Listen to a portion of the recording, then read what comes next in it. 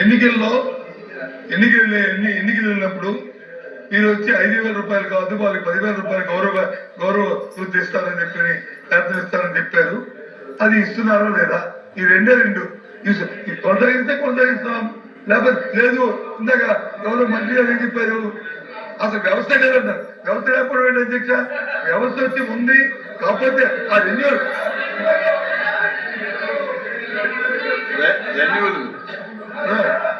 లోకేష్ గారు ఇంకా సమయం ఉంది, ఇంకా చాలా తెలుసుకోవాలి. తొందర ఎందుకు అంటే వాళ్ళ ప్రభుత్వం దిగిపోతామని తెలిసే ఆ జీవో ఇవ్వలేదు అధ్యక్ష. వాళ్ళు చేసిన తప్పులకు ఉండదని చెప్పి జీవో ఇవ్వలేదు. ఈ రోజు మమ్మల్ని బ్లేమ్ చేయడం కోసం వాళ్ళు ఇది వాడుతున్నారని అధ్యక్ష. మేము కొనసాగిస్తా ఉన్నాం. మీరు జీవో ఇచ్చింటే మేము కొనసాగించే వాళ్ళం. ఇక్కడ ప్రశ్న ఉత్పన్నం కాలేదు అధ్యక్ష. కొనసాగించే మేము జీతాలు పెంచుతా ఉన్నాం.